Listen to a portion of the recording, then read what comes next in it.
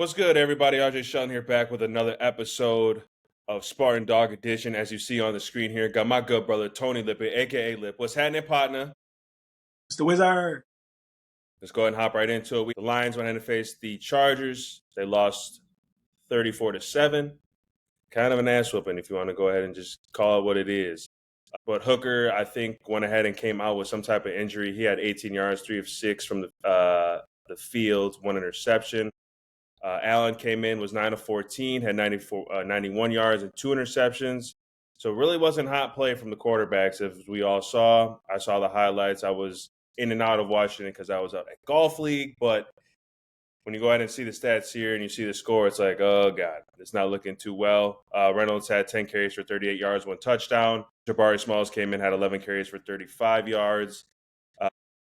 Isaac Tesla had a very good outing. I would go ahead and say had 2 receptions for 46 yards, had caught 2 over routes, and went ahead and got some yak on those. So that was pretty dope to see him go ahead and get right. Levitt had 5 receptions for 31 yards. It was just all in all, like we had talked earlier, and I think you had said it, it's just one of those games where it's just you got to figure out who you got and figure out what you can do. Granted, you want to go ahead and see the offense maybe put a little bit more points up on the board, but it's also not good that Hooker went out early. I don't know. I haven't read anything yet. I haven't seen it.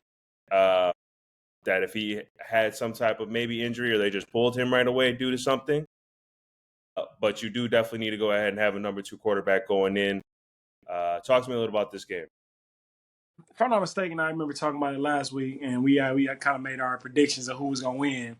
I think I said the Chargers was going to win because they had more to play for, and it was a bunch of guys on their roster that's fighting for more roster spots. There's more guys on the Chargers that's fighting for roster spots than there are on the Lions. So the Lions was going to come in there and be cool, they little sunflower seeds, hats, chilling for the most part. That's how they was going to vibe. So obviously it showed up in the scoreboard, 34-7. Chargers came out there, 2 good drives. Trey Lance looked all right. I think hopefully Harbaugh is able to develop him well enough to where he can just be maybe a lower level Jalen Hurts or something like that. You feel me? Like just something to where, okay, this is what you do. Let's do that well. Let's continue to work on that. Who knows if you're able to develop him well enough to where, hey, shit, he might get some looks. At the end of this preseason with another team, or he might get a look next year, sort of like how Sam Darnold did when Sam Darnold went to San Francisco. He sat behind Brock Purdy in that offense, learned a lot, heard the verbiage of Kyle Shanahan, the game planning, and I'm sure all of that helped him even though he wasn't on the field. So when he went to his next team, he took all that knowledge and that wisdom that he had from over there, and now he applies it to the other team, and now he's the starting quarterback for the Seattle Seahawks now on a 3-year contract for over, a certain amount of money. So I think that's the bright spot that came out of this game is Trey Lance. So I would love to see him, continue to develop. Maybe he's not the guy that people projected him to be, my bad, coming out of the draft, but things change, development is a little slower from other people. It's a little fast for other people, but that don't mean he probably not right on time. He can have a Geno Smith type of career, one of those. Geno Smith is doing his thing, but his first 5, 6, 7 years was like shit, boy. It's like it was rocky forever. So that was what I seen from this game. I hope he's able to build from that. I hope he's able to, believe in himself and know that I can play this game. You feel me? Like I just have to do what I do well and stop trying to do what everybody else want me to do. Sometimes you got to hone in on the things that you do well and execute that. And to the point where a team wants to bring you in to do exactly what you do well and not bring you in and say, hey, you got to run my offense the way I want it to run and 3-step drop and all this shit. You feel me? Just be a good enough quarterback to where they want to build around you. And I think that's, can be the direction that he's heading in. So good game. I watched the first half. From the Lions, I like Tesla. I like that wide receiver. I've been seeing his highlights in camp. He's a big receiver. He's not going to be tackled easy. He blocks every play. Like his whole game is like just physical. Him being that real Swiss Army knife. He can be that real Swiss Army knife for the Lions offense. That's just that bruiser type of guy, Cortland Sutton type of guy. What's his name? Was it? He played for the He played for them a few years ago. Galladay. Was it Galloway or Galladay? You know what I'm What talking team? about? What team? The Lions. He played for the Lions. Galloway, the wide receiver, big dude. I He know who played you're for the talking Lions a about. It few years sounds, ago. yeah. And then he ended up signing a big contract to the Giants. But when he was with the Lions, he was that big old receiver that can make these 50-50 ball catches, over the middle catches, just to make it, to help the whole entire offense. I think that's what Tesla can bring to this offense as he continues to grow. I like what I seen, man. Preseason game, football is back. Let's move forward. Let's get it. It was definitely good to go ahead and see some football on Thursday night. I want to go ahead and get back to kind of this quarterback situation, especially backup, because you got to go into a season with a backup quarterback. I mean, we all know that Jared Goff's going to be that guy, but we don't know what can happen during the season. It's the NFL. Anything really can happen. We want to make sure as a team that you want to have something backup. So obviously they've always brought in Teddy Bridgewater. Teddy Bridgewater just signed with, or is probably potentially going to sign with the Tampa Bay Buccaneers. I don't know if you saw that or not, but shout out to Teddy. I've always loved Teddy. I got to be around him. He's a great dude. That's normally kind of like their guy, if like end all be all, like, hey, we're going to go ahead and bring him in. Obviously seeing Hooker, what he did, and obviously what we saw with the other guy, I would start definitely probably looking on the market, and there's definitely going to be some quarterbacks that I feel are going to be available. Me and you have talked about this. This might be far-fetched, but I wouldn't mind a situation where you possibly see a Shedeur Sanders that is just a fourth guy on there, and he's not going to be someone that's going to go ahead and be on the squad because they already got a lot of quarterbacks there. Bringing someone like that in to go ahead and be under Goff, because his situation, I feel, is definitely going to be where he's going to have to take some time, which is fine, to just continue to grow. Why not grow with a Detroit Lion team? Why not grow with another franchise team, say, for instance, like the Rams or whoever? Why not bring someone like that in to where now when it's, Jared Goff time is up, now you go ahead and got this guy that I feel like can definitely go ahead and play at a high level, because people think he really can't go ahead and do the things that he's expected to do, but I think he definitely could, especially with that offensive line and the wide receivers and the weapons. I'm not saying Shedeur Sanders, but would that kind of be something that, say, for instance, you were sitting there as a GM, like, hey, listen, like, we need to go ahead and get a backup when we're going to get active about it? Kind of talk to me what you would think through that whole process of who you would bring in, or just a type of guy or quarterback that you would bring in to go ahead and be behind Jared Goff. Yeah. What I like about what you said as far as Shedeur Sanders going to the Lions and being a backup to Jared Goff, what I like about that is that he'll be able to, be under Jared Goff. Jared Goff has got to get the ball quick out of his hand. Jared Goff will be able to, help him along the way. How would because Shedeur has this aura that follows him around. Like, it follows him around because of his dad. And I'm not saying he didn't add to the aura himself, but it's definitely because of his dad. But it's all in one. Shedeur aura is it's so big, the noise around him. They have a training camp fucking stats. Like you've been seeing that? Oh, he's he's like 9 for 12 today. 2 touchdowns, 1 in the red zone, 1 in 7-on-7. He was 3 for 14 today. I'm just like, bro, this is fucking practice. First of all, I've never seen stats in training camp practice up until this year. You have never seen that before. And it started with the Browns. It started every day. How many passes he threw? How many was completed? What was the yards percent? What is the interceptions, touchdown? They're doing all of that because of Shedeur, and I think that is big. So him going to Detroit, being behind Jared Goff, that may be cool. I don't know, because I think Jared Goff is their quarterback for the future. So I don't think he's really going to be able to play there for real. I think Jared Goff will be their quarterback probably for the next 5 to 10 years, if not 10 all the way. So I don't think that's the best spot for him to go to. Specifically, I don't know who can be the backup quarterback for them. Could it be Carson Wentz? I don't know if he's on a team right now. Could it be Jacoby Brissett? We don't know. You know how he be. Who knows? But we're going to see, man. We're going to see what happens with the whole Lions and the backup quarterback situation, because that will come into, fold this year, because you just never know how the years go. And defenses is getting better. That division defensively have gotten better. So Pass rush has probably gotten better. It's going to be a little bit more competitive for him. So it's just something to definitely keep an eye on. But I'm 50-50 on the Shador to the Lions. I would like him to go somewhere where he can play maybe within the next couple years. And I don't think the Lions is a good spot for him to go to because, like I said, I think Jared Goff is the future quarterback for the Lions, the now and the future. That's how I look at it. So, yeah. I feel that. Just want to throw it out there. Just want to go ahead and get that perspective. This Friday, August 8th, they go ahead and face the Falcons. That was in the ATL, so there's another opportunity for guys to showcase themselves. Can't wait to go ahead and see that. And there's going to be a whole bunch of preseason games going from Monday all the way to, I would say, Sunday or Saturday, however it is. But football's on, people. So we're definitely going to go ahead and be tuned into that.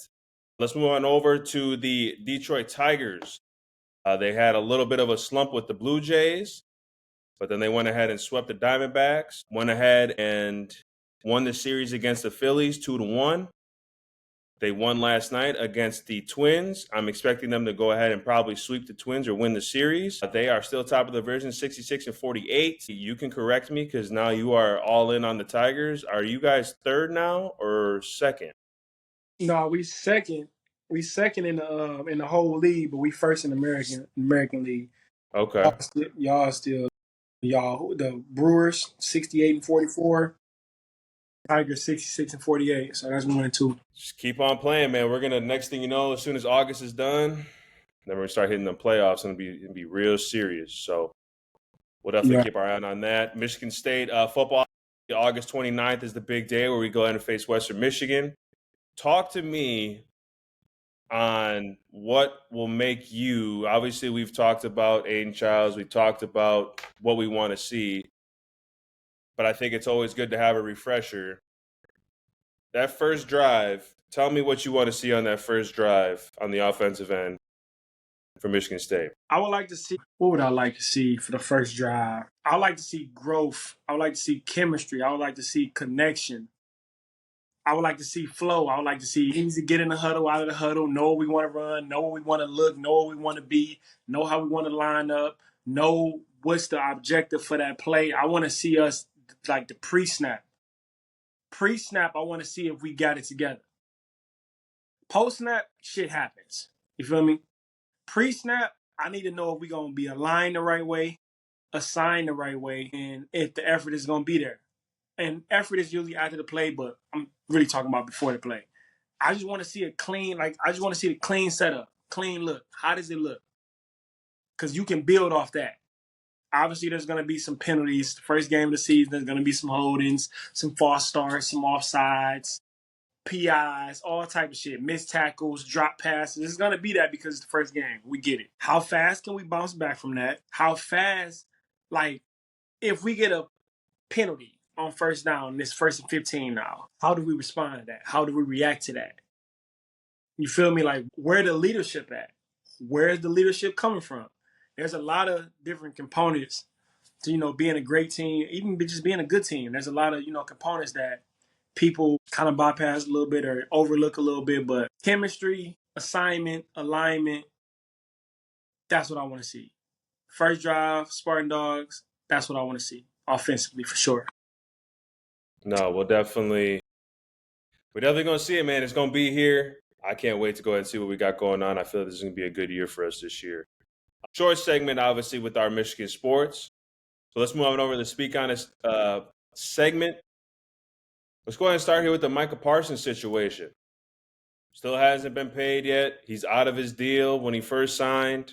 Free agent now. Is he going to go ahead and stay with Dallas? Is he going to go ahead and go somewhere else? Tell me what you're feeling, because this is going to be kind of a long-winded, open eye, I feel, of what you're going to go ahead and break down for the people here on this situation with Micah Parsons. All right. Micah Parsons. Micah Parsons is going into his fifth year? Fifth year. Fifth year. So he's going into his 5th year. He's been all-pro. He's been all-pro multiple times. Probably should have had a defense. Going into his 5th year. He's had double-digit sacks every year. He has 256 tackles. Every year he's had 12 sacks plus. Last year he had 12 sacks. I think he missed like 4 or 5 games too last year. The year Yep. before that he had 14. The year before that he had 13 and a half. His rookie year he had 13. So he came into the league setting shit off. He's been a top player since he walked into the league. And I'm just talking about numbers, but we know his impact all over the field. There's a lot of things that great players do that are not accounted for statistically, but them just being out there, everything adjusts around them when you're a great player. And every time he steps on the floor, on the field, he's a great player. This is the 5th-year option. I think he picked, no, did he pick it up? He's definitely there, so he had to pick it up, I'm sure, right? He picked it up. No, they picked it up. They picked it up. He's there. I don't even think we got to the franchise tag yet, so this is just our 5th-year option. So he's basically on a 1-year deal. Don't know if he's going to, they need to do that 5th-year option shit. They need to get rid of that shit. Yeah. Because it's only for first rounders. And the first rounders is the ones they want to lead the longest, but they want to pay them the least, so they keep adding 5th years and franchise tags, and you can get franchise tag 3 times and shit. So because they don't want to pay you multiple years like that. And you usually the best players, well, supposedly to them as far as the combine and the draft and et cetera, et cetera. Ever since Micah Parsons ever since he's been drafted to the Cowboys, he's been the best player on the team. Would you say that? Absolutely. He's been the best player on the team. No trouble. Never heard his name in nothing. All he be doing is podcasting, working out, traveling with CJ Stroud, going over there, wrestle with Samoans, work out, seem like he trained well, seem like he a good dude. Teammates, people love him. And that's always something that you should pay attention to. Like, people rock with you, bro. People rock with you, bro. You know what I'm saying? They rock with him around the facility. Everybody know him. He been doing his thing. With all that being said, I wanted so bad to think like, man, Michael Parsons about to get traded. You feel me? He about to get traded. He's going to get traded somewhere. This is going to be, shit, they just traded Luka. You feel me? Dallas losing their stars. They just traded Luka. Because they didn't want to pay Luka. I'm guessing this got something to do with money. I'm sure this got something to do with money because it ain't got nothing to do with health. It ain't got nothing to do with his play. It ain't got nothing to do with his off the field shit. So this is just all like money plan or like, they're just trying to, stay in the business, stay in media, and keep talking about the Cowboys all day, every day. This is something to talk about all day, every day. Let alone all the other shit the Cowboys are on TV about, etc. They're not going to trade Micah Parsons. I know we would like for him to be traded, but I don't think they're going to trade him because, like I said, I think this only comes down to money. And I don't think Jerry Jones is going to let a fucking damn near Hall of Fame player, probably one of the best players he's ever drafted for sure. Micah Parsons could be one of those type of guys. Literally one of the best. And literally he's a guy that can change the game. At any time of the game, he can change the game. Period. He can wreck the game too. Up and down the line. As linebacker, on this side at DN, on this side, he can probably go up against the center, move around him, bull rush him, do whatever he got to do. He's fast, he's speed, and he's strong as fuck. I just don't see Jerry Jones letting him go. I see Jerry Jones, he in the news, he love that shit. He like the attention, he love all of that. It is what it is. They love that shit, you feel what I'm saying? Like, he ain't get to where he at. Never mind. Yeah. So, he ain't going nowhere. Jerry Jones is going to pay him soon. He's going to get a crazy deal. They're not about to trade him for some money. We talking about Jerry Jones. This is a dude that is like, there's other billionaires in the league that be bowing down to him. Think about that. Billionaires. They all billionaires. These owners, motherfuckers be soft. Motherfuckers billionaires bowing down to him. He walk in the room, they get to billionaires. They get turned to the side, they get getting scary and shit. He got the final say as far as the owners in the NFL. He got the most money. You think they about to let Micah Parsons go because of some money? No. Nope. So I'll probably say within a week, he probably like, man, we don't need you in training camp. We don't need you practicing. You feel me? Like, Jerry always do that. CD didn't practice for a while. Shit, if I'm not mistaken, I'm sure Dez Bryant set out of practice for a while at the time of his life when he was like working on to get his contract. Jerry always does those type of things, but then he pay his guys.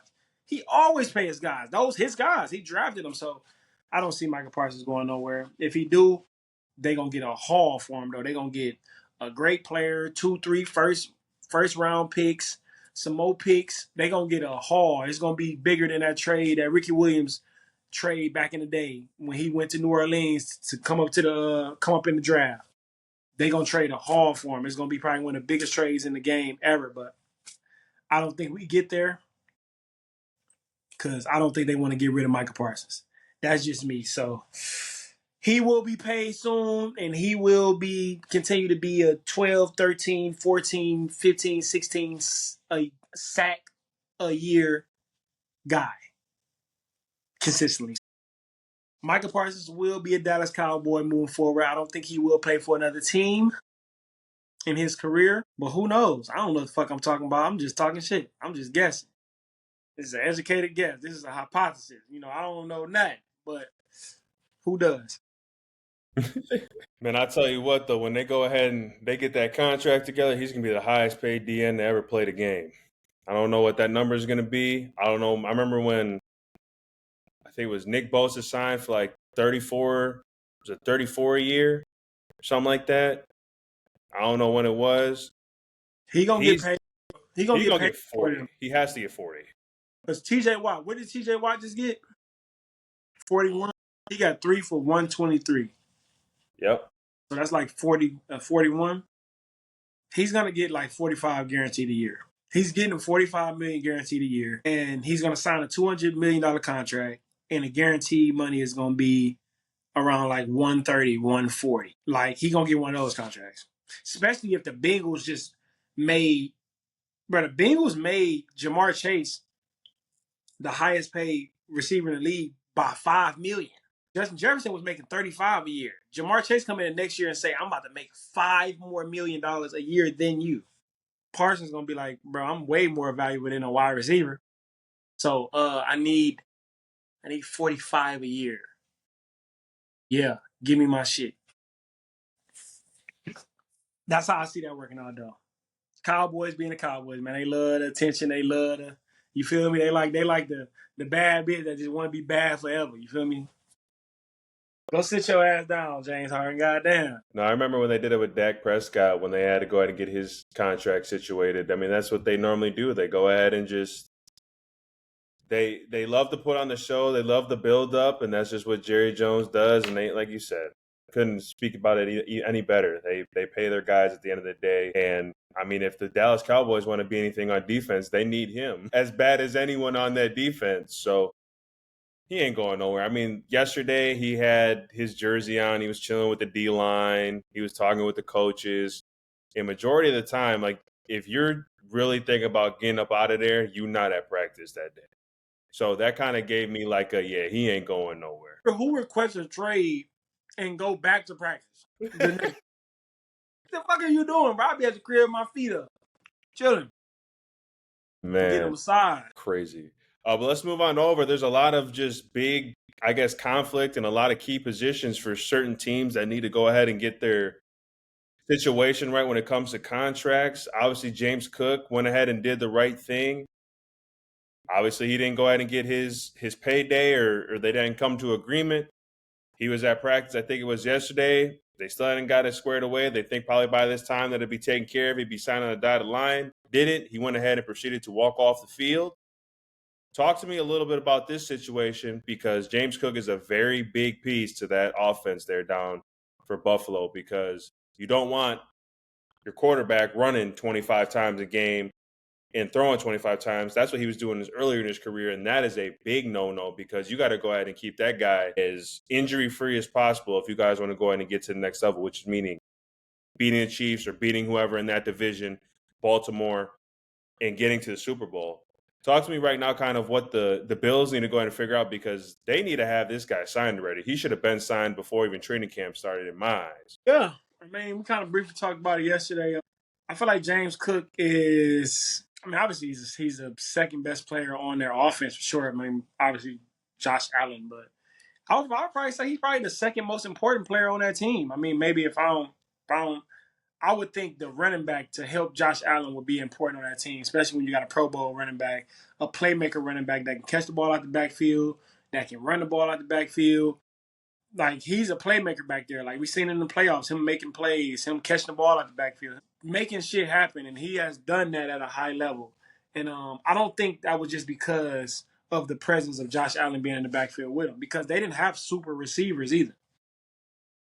It wasn't like teams was like, hey, we got to play two high safeties all the time because they got these guys on the outside that can change the game. No, ain't have nobody on the outside. You feel me? Like, they ain't got nobody proven out there. Motherfuckers really stacking the box a little bit versus the Bills. And for him to still do what he did with that O-line, I see why. I mean, shit, I would have just never went to practice. Obviously, he's been going to practice up until that point. But maybe something happened yesterday where he was just like, you know what? Maybe he just needed to just walk away from the shit for a while. He didn't want to, blow up on the coaches, or it could be anything. You feel me? Because going through some shit, you like, y'all want me to do this, and y'all ain't paid me yet. I ain't doing this drill right here. Then get the fuck on. I ain't doing that.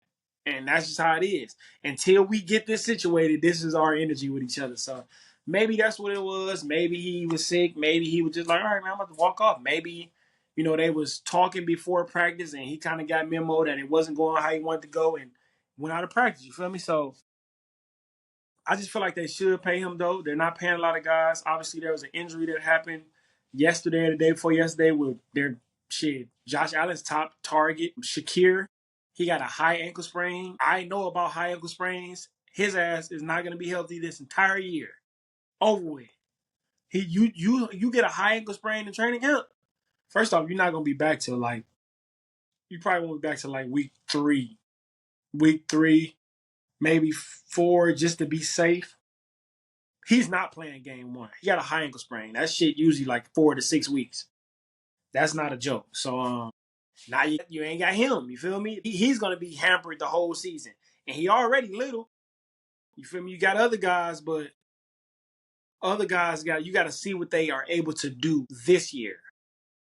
Shakir was the guy last year, and the other guy y'all got, James Cook, he out. So he got even more reason. Like, shit, Excuse me. I'm the real playmaker on this team, James Cook. I'm the real playmaker. And then the other guy you love so much, he just got hurt, and he gonna be hurt all year. So y'all need me. So y'all better pay me. That's how I see it. I think they should pay him. Like I said, I think he's a dynamic playmaker, running back out the backfield. I think he's a top 5 running back, probably around the 5 area, closer to the 5 area for sure. I just like him, man. If you watch Dalvin Cook and you watch James Cook, you can see they brothers. The motherfuckers are shifty, they fast, they quick. They just be getting busy, bro. Them 2 smaller running backs, they probably around closer to 200 pounds, 210, but they short though. But I like James Cook though. I like James Cook, and hopefully they're able to resolve that and get him paid, because you don't want to go into the season without him. You don't. You don't want to go into the season without him. I don't even know who their backup running back is. And if you don't have him, that's just saying, hey, Josh Allen, you're going to have to run the ball at least 10 times a game. That's not good. Or you're going to have to throw the ball more. That ain't good either. So Bills better get it together, because they don't got time to be playing. That's all I'm going to say. They ain't got time to be playing. The league will catch up with you quick. Ask the Chiefs. It's just wild. I mean, a guy that had, within his 3 years, he had 2,000-yard rushing years, caught the ball 44 times in 2023, 32 times in 2024. I mean, he's a complete playmaker for that team. And you saw when they had that game against the Broncos, it was like a wild card game or whatever, hosting it for the first week of the playoffs. I mean, he won that whole game for him. They won 31-7. He had over 130 some yards, rushing the ball, catching the ball. It's you got to get that figured out. But we shall see. Hopefully they do, because if they don't, that's crazy that I didn't even know that his number 1 target was already hurt. That's just not it. And he a running back, bro. You got to get paid as a running back. This is his 3rd year. He can't just be risking years out there. You feel what I'm saying? I mean, everybody in the league got a short career, because it's, one thing happened and it can change the whole trajectory of where you're going. Man, we seen it all the time, man. Some of these players be coming back and playing and getting hurt. Gotta buy the little insurance claim. So if something happened to me, I got a $1 million insurance claim just in case I get it. It's just too much, bro. And it's bro, if y'all don't want them, trade them. So to somebody that want them. This whole back and I just don't feel like that shit is necessary, dog. I just don't feel like that shit necessary. If you don't want him, you don't want the player, you don't want to pay him, let somebody else pay him. Get a pick for him and move on. Let somebody else pay him. Let him go out and live his motherfucking dreams. I'm sure he can do something better. I mean, you been to Buffalo before? Yeah, I've been there one time, preseason game when I was with the Vikings. Ain't shit to do at Buffalo. Nothing. Food stores closed down at 9 o'clock. Now, I remember I've been out there one time, and bro, it was like 9:30 at night. And I think, first off, it was only like a Wendy's around. It was nothing else around. Bitch was closed. I say, bro, what the fuck y'all want me to do with that, bro? Like, come on. So I'm sure he would love to be at other places than Buffalo. That's all I'm going to say. So pay the man. Pay the man. He did his thing. He stayed out of trouble. Did his thing, man. Pay the man. He got better every year. 16 touchdowns last year. Pay the man. Please, please, please. But we shall see with that. Hopefully that, guys stay healthy because you hate seeing it, but that's what happens in camp, man. Shit just happens. But both those guys are so deserving of being paid. They balled last year and will continue to be playmakers on either or both of their teams. So I have one more thing before we go, and I think this is definitely going to be talked about on here for a good majority of the time. So Dan on ESPN came out with the top 5 quarterbacks with the most to prove in 2005. And I'll go ahead and go through this list real quick. And number one, who did? Dan. Oh shit, Danny-O. Danny-O is right. So number 1, he had Caleb Williams. Number 2, he had Trevor Lawrence. Number 3, he had J.J. McCarthy. Number 4, he had Bryce Young. And number 5, he had Anthony Richardson. So I came up with a list. I'm going to go ahead and say mine. And then obviously you can go ahead and get yours squared away as well. So I had number 1, I had J.J. McCarthy. Number 2, I had Anthony Richardson. Number 3, I had Bryce Young. Number 4, I had Caleb Williams. Number 5, I had Trevor Lawrence. And those was what are you people that they have the most to improve on? Yep. Most to prove in 2025. Okay. And just the name, you said Caleb, Bryce Young, no order. You said Caleb, Bryce Young, Trevor Lawrence. Who else? You talking about mine or are you talking about Dan's? I think y'all had the same people. It was just mixture. Yeah, so the people that were on this top 5 or whatever was J.J. McCarthy, Anthony Richardson, Bryce Young, Caleb Williams, Trevor Lawrence. So what would you, just off those names, what would you go ahead and put those at? I'll probably say the most approved, I'll probably say is Trevor Lawrence. The rest of these guys are young. I mean, Bryce Young this is his second year. This would be his second year, right? I think this is his second year. He got benched last year. I think he got benched a couple times. But when he came back toward the end of the year, he looked like he got his fucking mojo back. Like he looked like he knew how to play football again. Because early in the season, it was a curve. Shit was probably moving fast. He couldn't see shit. It's an adjustment, bro. It's the NFL, bro. This shit not easy, bro. This shit is the highest of level of competition I think you can fucking imagine because it's physical. So that's the highest.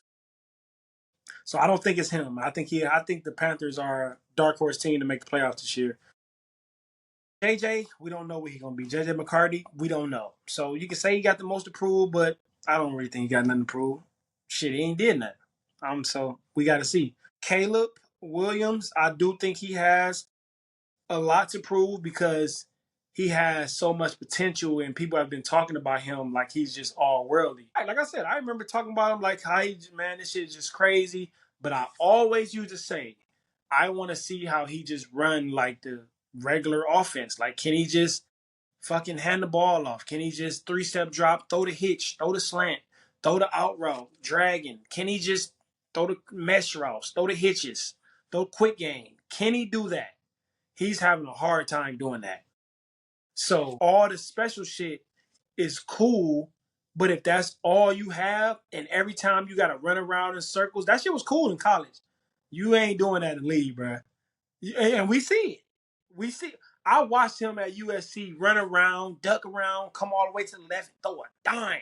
That shit is not happening in the league. As soon as your ass run out them pocket, you're going to see how fast them boys is. Them boys fast.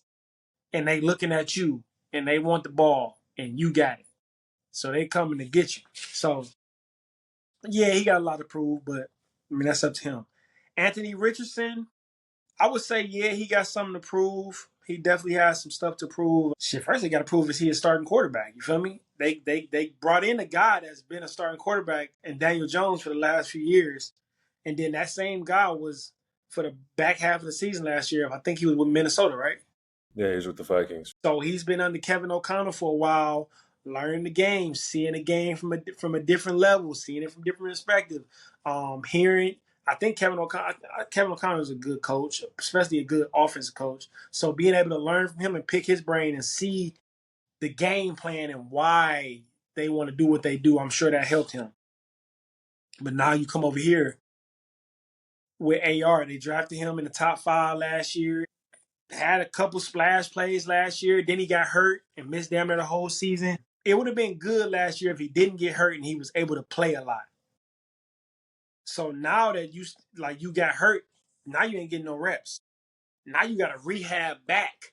Now you can't even, you feel me, hit the offseason how you want to hit the offseason because you got to worry about that shit or whatever. Anthony Richardson has a lot to prove. That's going to happen in the preseason. We're going to see. But I wouldn't be surprised if he didn't get the starting job. I wouldn't put him that high on that list anyway. But the highest on the list, I'm putting Trevor Lawrence. Trevor Lawrence, he got weapons. He got Brian Thomas. Then you draft Travis Hunter. Defense, I think they'll be all right. They got offense. So even if your defense bad, you should look good on offense. And you shouldn't just be losing games. Like, them motherfuckers just be losing games. And he be throwing it to the other team, boy. Trevor Lawrence be throwing that. He be scary, bro. He be throwing that motherfucker to the other team. He be fumbling. It just be weird. Even was that last season when he rolled out and ran and the dude hit him and he was out cold? Yeah. I think that was dude from Houston, Texas. He hit him. But Trevor Lawrence slid late as fuck. He slid super late. So I'm like, I'm gonna hit you. Because I'm all in my whole. I'm literally leaning towards you to tackle you. And now you want to slide. You want to try to slide under me. No, you ain't getting under me. I'm low. You ain't getting under me. So you better slide early. Hopefully he's able to fucking learn his damn lesson, bro. Because Trevor Lawrence is not the best decision maker, and you can see that by how the way he be throwing it to the other team. So Trevor Lawrence will be top at the list as far as quarterbacks that definitely need to prove something next year because that division ain't even that hard. Houston supposedly should win that division, but you should be able to compete with Houston. You should be able to compete with them. We gonna see. I'm gonna put Trevor Lawrence at the top. He got a lot to prove for sure. I mean, his best year was 2022. He had over 4,000 yards, 25 touchdowns, and 8 interceptions. And then really all the other years have just really haven't been it. I mean, that was his highest quarterback rating at 95.2. All the other ones been 71.9. I mean, he started there 2021, 2023, 88.5. And then 2024 was the worst second to worst at 85.2. So, man, we should see but all 5 of those guys, man. But Trevor Lawrence is definitely the one that's got to get it together. But I'll be interested to see what those guys do. All capable, but time be ticking, boy. Game only be getting better, and people be doing their thing. I think that was the last thing. Your boy, was it Shams or Shams? Yeah, Shams. Shams. What's up with your boy keep getting it wrong with Giannis and them, bro? Like, why he keep reporting stuff that ain't even out there? But what's going on? His high horse, bro. He's beating a dead horse. It's like, brother, can you talk about something else? Like, I don't understand. Or unless he knows something that I don't know, or he's got connections that are way higher than whatever. But I don't understand how he's continuously to bringing up Giannis Antetokounmpo when I feel it's already set in stone that he's going to be in Milwaukee for his remaining of his contract. He might not be there at the end, but I don't see him going anywhere. We talked about on this podcast all the time of that Giannis is fine where he is. And for the people that aren't from here, that man is like the mayor of the state of Wisconsin. Like, you can go all the way up north to someone that knows nothing about basketball, and you say Giannis Antetokounmpo, and they know exactly who that is.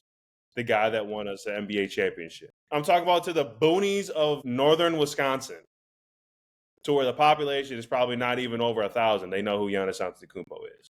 Giannis is going nowhere. And I just think it's crazy how he's just continuing to go ahead and bring it up.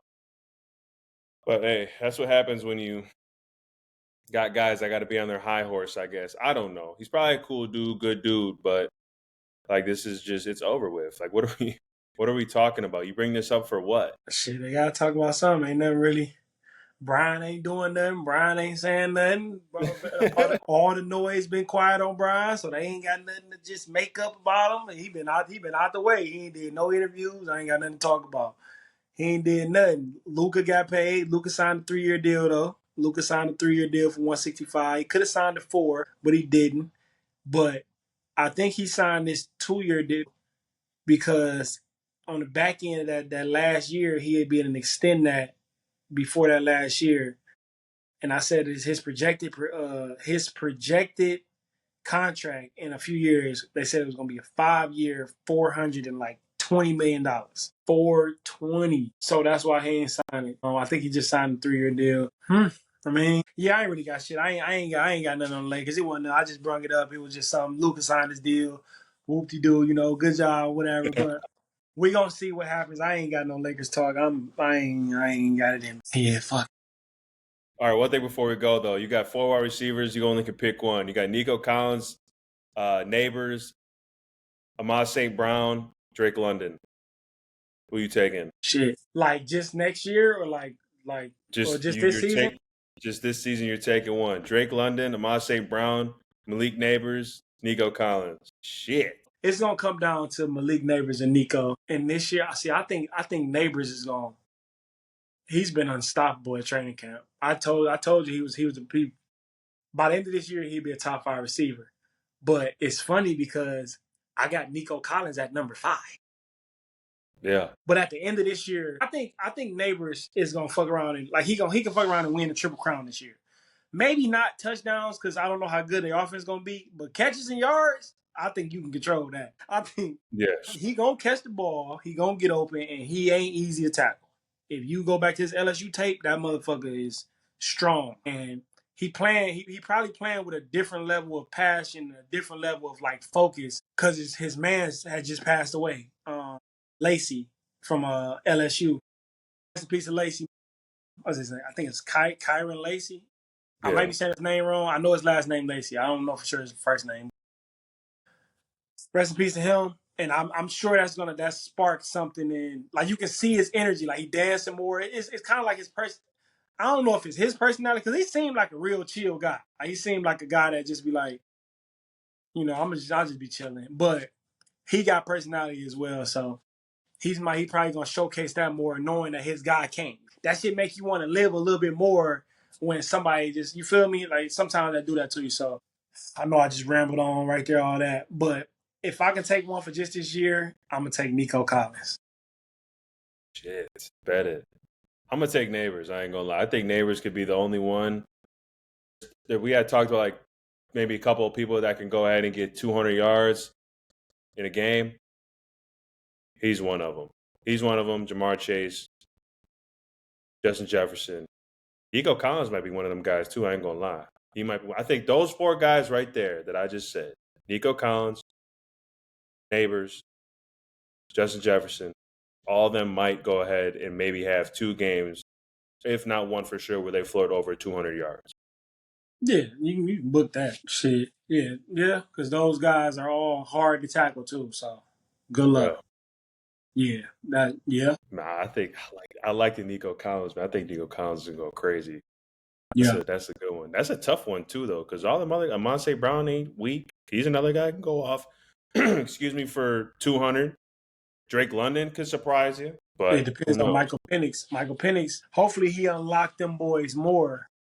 He unlocked them boys more down there in Atlanta. I'm gonna still have to go Neighbors though, man. Neighbors a beast to me, beast, and he seemed like he only getting better from what I see.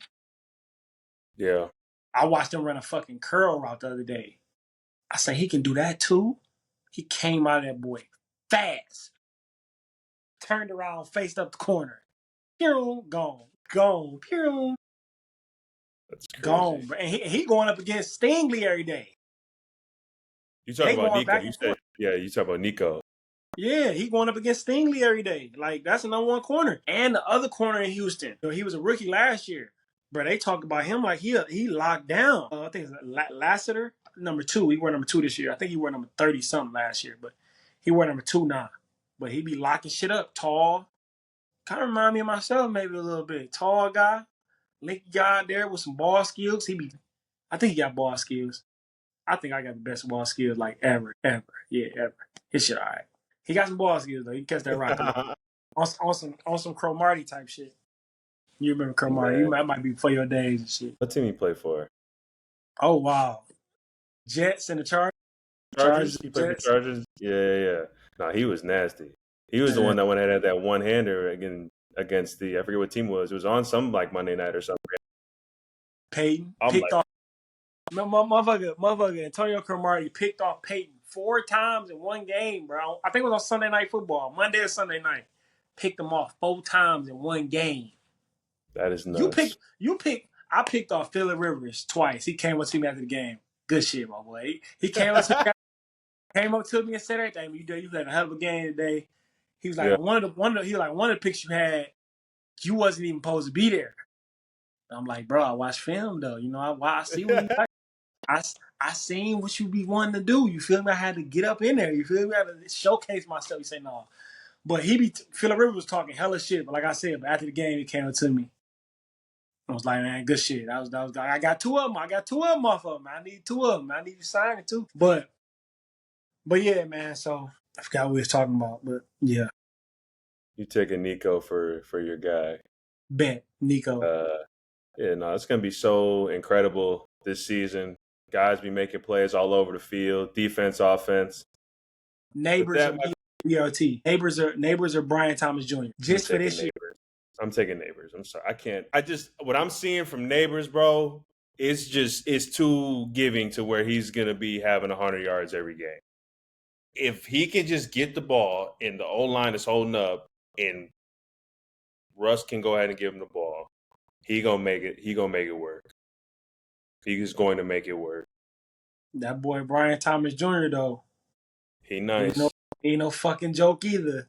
He'll go deep on. He'll do all that shit too, bro. Like, he in that same family of playmakers, bro. Like them boy, like he different. So I like to see what he do this year because he about to take it to another level. Absolutely. And with that, my good people, you guys have a wonderful week, wonderful weekend. Go ahead and like, subscribe, everything. Drink your water. Start drinking some tea. I don't know what your ritual is. Have your head on a swivel. Be a good person. Lip, do you have anything for these wonderful people? Nope. Shit. Drink y'all water, man. Enjoy this last month before school starts for all the people that's out of school. And yep, football season back. Real athletes showing up. The real athletes. The real athletes is here now, man. All that basketball shit. Y'all ain't no athletes, man. Y'all just tall, man. Y'all ain't no athletes, bro. Steph Curry is not a fucking athlete. Well, yes, he's an athlete. He ain't athletic. He just can shoot. Can't even dunk. Justin Jefferson can dunk. Them motherfuckers come in with 2. That's athlete. I will say one crazy thing before we go ahead and get off. I had the opportunity to go ahead and play basketball with that man. That man got an alley-oop, and I kid you not, this man, top of his head right here was at the rim. I'm like, this man's got bounce. You talking about Jay? Threw it up. I'm like, whoa. You know that's my type of receiver. I'm like, whoa. I'm seeking all JJs when I'm a coach. Bring me all the JJs. All the motherfucking wide receivers at JJs. Come here. Let me holler at you. But with that, good people, we'll see you. Peace out till next time.